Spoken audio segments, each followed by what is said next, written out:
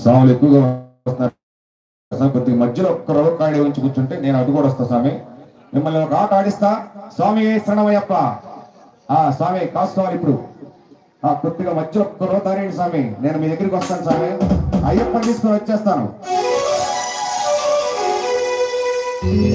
మరి అదే మొదలమెల్ల కుమారస్వామి వారి మీద ఉమామహేశ్వర కుమార గురువు ఉడిపి సుబ్రహ్మణ్యం హర భక్త జనప్రియ పతిత జనాభణ బాలసుబ్రహ్మణ్యం అంటూ ఉషారైనటువంటి ప్రార్థన కింద పాడుకుందాం. అదే లింకులో అయ్యప్ప స్వామికి అరటి మందిరము రామ రామ రామ అయ్యప్ప అంటూ హుషారుగా సాగేటువంటి యొక్క కీర్తన. స్వాములు అందరూ ఒకసారి బాగా వినాలి. స్వాములందరూ కూడా మరి మాల వేసుకుని 40 రోజులు ఉన్నప్పుడు 41 రోజులు ఉంటున్నా స్వామి.